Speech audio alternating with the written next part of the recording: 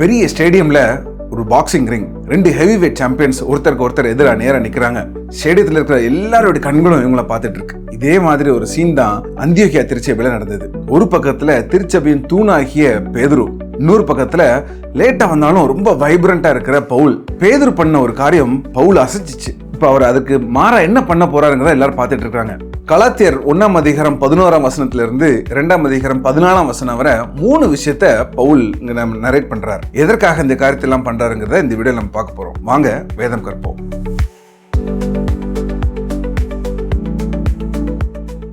முதலாவது பவுல் சொல்லுகிற காரியம் அவருடைய ஊழியத்தின் தொடக்கத்தை பற்றி. அதனாலதான் என்னுடைய ஊழியத்தின் தொடக்கத்திலிருந்தே நான் எந்த ஒரு அப்போஸ்தலனுக்கு கீழே சீஷனா இருந்து வந்தவன் கிடையாது. தேவனே என்னை அழைத்தார், இயேசுவே என்னை தெரிந்தெடுத்தார்னு சொல்லி ரொம்ப ஆணித்தரமா சொல்லியிருக்கிறார். இதுதான் 1ஆம் அதிகாரம் 11ஆம் 12ஆம் வசனத்துல நம்ம பார்க்கிறோம். பவுல் அவருடைய சின்ன வயசுல யூத மார்க்கத்தின் காரியங்கள்ல தேர்னவரா இருந்தார், ஹையஸ்ட் பொசிஷன்ல இருந்தார். யூத மார்க்கத்துக்கு விரோதமான கிறிஸ்தவத்தை எப்படியாவது ஒழித்து கட்டணும்னு சொல்லி ரொம்ப ஒரு வைராக்கியத்தில் இருந்தார். அதனாலதான் அவர் தமஸ்கு பட்டணத்தில் உள்ள கிறிஸ்தவர்களை ஒழித்து கட்டணும்னு சொல்லி போகும்பொழுது இயேசு கிறிஸ்துவால் சந்திக்கப்படுகிறார். இந்த சந்திப்புக்கு அப்புறம் அவருடைய வாழ்க்கை தலைகீழாக மாறுகிறது. இந்த காரியங்களை, இந்த வசனங்களை பவுல் சொல்லிட்டு ரொம்ப அழுத்தம் திருத்தமா அவர் சொல்லுகிற காரியம் என்னன்னா, ரட்சிப்புக்கு பின்பதாக அவர் எருசலேமுக்கு போகவில்லை. எதற்காக சொல்றாரு அப்படின்னா, ஒரு புது விசுவாசியாக வந்து பழைய அப்போஸ்தலருக்கு கீழாக அமர்ந்திருந்து காரியங்களை கற்றுக்கொண்டவன் அப்படிங்கிற பேர் எனக்கு வேண்டாங்கிறத ரொம்ப தெளிவாக அவர் சொல்லுகிறார். ரட்சிப்புக்கு பின்பதாக நான் அரேபியா தேசத்துக்கு போனேன்.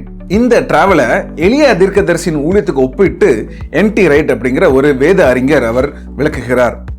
எலியா தீர்க்கதரிசி எப்படி ஒரே மலைக்கு ஏறி சென்று தன்னுடைய ஊழியத்தை ஒரு ரீசெட் பண்ணாரோ, அதே போல பவுலும் சீனாய் மலை இருக்கிற அந்த அரபி தேசத்துக்கு சென்று அங்க சுவிசேஷத்தின் அடிப்படையில தன் முழு வேத புரிதலையும் மாற்றி அமைத்து கொண்டார் அப்படிங்கிறத அவருடைய வாதமா இருக்கிறது.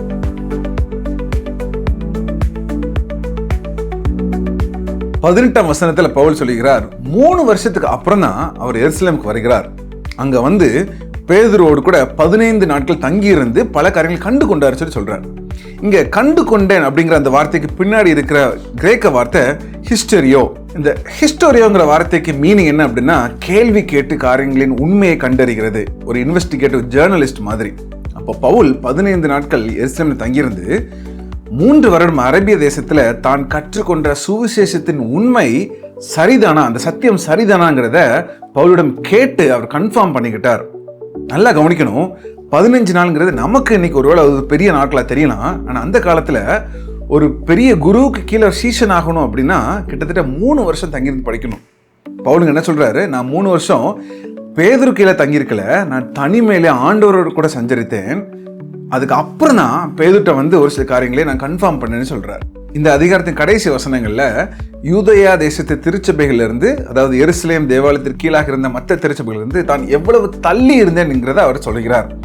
யூதயா தேசத்து மக்கள், பவுல்னு ஒருத்தர் உண்டு, அவர் கிறிஸ்தவத்துக்கு எதிராக இருந்தார், இப்போ கிறிஸ்துவை போதிக்கிறார், இவ்வளவுதான் உங்களுக்கு தெரியும், மற்றபடி எனக்கும் அவங்களுக்கும் எந்தவித ஒரு நெருக்கமான தொடர்பும் இருந்ததே இல்லைங்கிறத பவுல் சொல்லி இந்த அதிகாரத்தை முடிக்கிறார்.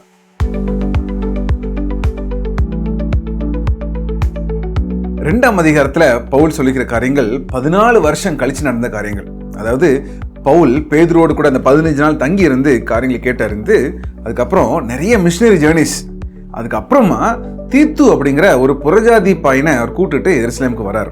யூதர் அல்லாத இந்த தீத்துவை பார்த்து எருசலேம் திருச்சபையில் இருக்கிற ஒரு சில யூத கிறிஸ்தவர்களுக்கு ஒரு தர்ம சங்கடம், எப்படி ஒரு புறஜாதி மனிதன் எங்க திருச்சபைக்குள்ள வரலான்னு சொல்லி. இவங்களை பார்த்து பவுல் என்ன சொல்லுகிறாருன்னா, கள்ள சகோதரர்கள், இவங்க ஒரிஜினலா கிறிஸ்டியன்ஸ் கிடையாது, ஆனா கள்ள சகோதரர்கள். இந்த கள்ள சகோதரர்கள் தீத்துவை எப்படியாவது விருத்த சேதனம் பண்ணணும்னு சொல்லி ரொம்ப ப்ரெஷர் பண்ணாங்க. ஆனா அந்த நேரத்துல ரொம்ப உறுதியா பவுல் நின்னார். இயேசு கிறிஸ்துவினால் மாத்திரம் ரட்சிப்பு அப்படின்னா நியாயப்பிரமாணத்தின் சடங்குகள் தேவையில்லைங்கிறத ரொம்ப தெளிவா போல்டா அவர் சொல்லுகிறார். பவுல் இப்படி பேசுறத பார்த்துக்கிட்டு இருந்தது யாருன்னா அப்படின்னா, அப்போஸ்தலர்களாகிய பேதுரு, யோவான், மாத்திரம்ல இயேசு கிறிஸ்துவின் சகோதரராகிய யாக்கோபு. அவர் தான் எருசலேம் திருச்சபையின் தலைவர். இவங்க சத்தியத்தை தெளிவா புரிஞ்சுக்கிட்டாங்க. எப்படி யூத மக்களுக்கு சுவிசேஷத்தை அறிவிக்கும் அழைப்பு தங்களுக்கு இருக்குதோ, அதே போல யூதர் அல்லாத மக்களுக்கு சுவிசேஷத்தை அறிவிக்கும் அழைப்பு பவுலுக்கு இருக்குதுங்கிறத ரொம்ப தெளிவா புரிஞ்சுக்கிட்டாங்க. அதனால தங்க வலக்கையை கொடுத்து அவரை அங்கீகரித்தார்கள். இதுக்கு பேக்ரவுண்ட்ல இருக்கிற வார்த்தை கொய்னோனியா. என்ன அர்த்தம் அப்படின்னா, சமமான மக்களுக்கு இடையில் இருக்கிற ஒரு ஈக்குவல் பார்ட்னர்ஷிப். இதில் யாரும் உயர்ந்தவங்க கிடையாது, யாரும் கீழே உள்ளவங்களும் கிடையாது. இப்போ பவுல் இந்த இடத்துல அதை சொல்லிட்டு எருசலேமில் இருக்கிற தூண்களாகி இருக்கிற அந்த அப்போஸ்தலர்களுக்கு இணையானவன் நான் அப்படிங்கிறத ரொம்ப தெளிவாக இந்த இடத்துல நமக்கு சொல்லுகிறார்.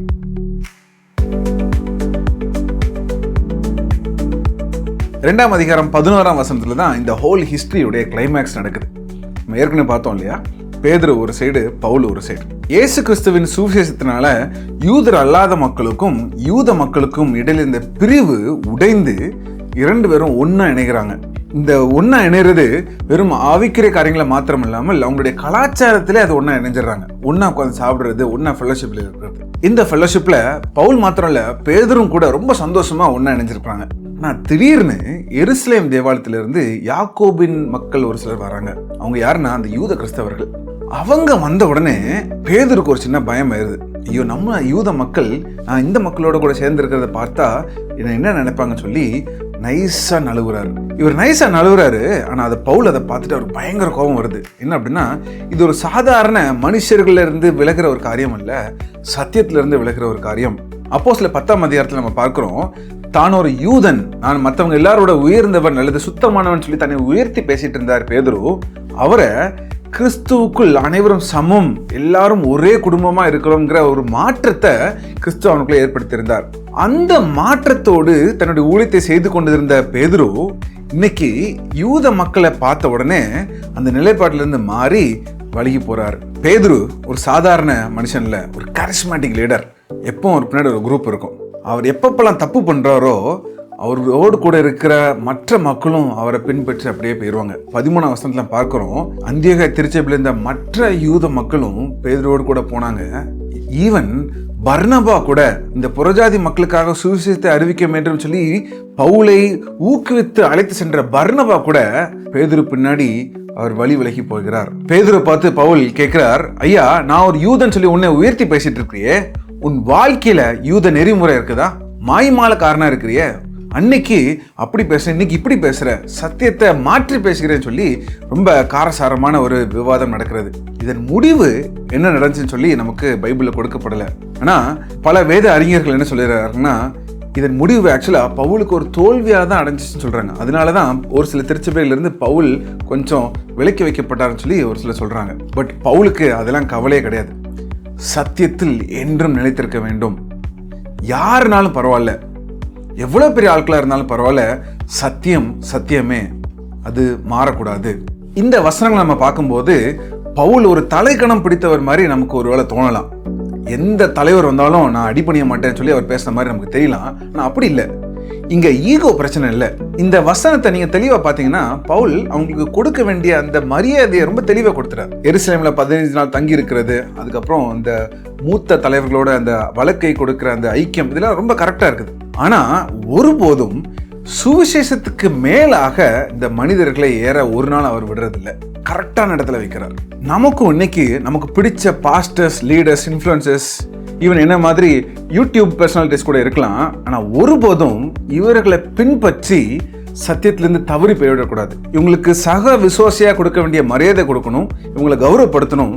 ஆனா இவர்கள் ஒருபோதும் நம்ம தலைவர்களா மாறிவிடக்கூடாது. கிறிஸ்துவே நமக்கு தலைவர், சுவிசேஷமே நமக்கு பாதை. இந்த சுவிசேஷத்தின் சத்தியத்துல தவறாம நம்ம எல்லாரும் நிலைத்திருக்கிறோம் அப்படிங்கிறது தான் என்னுடைய ஆசை. கர்த்தர் நமக்கு அப்படிப்பட்ட கிருபையை நமக்கு தருவாராக.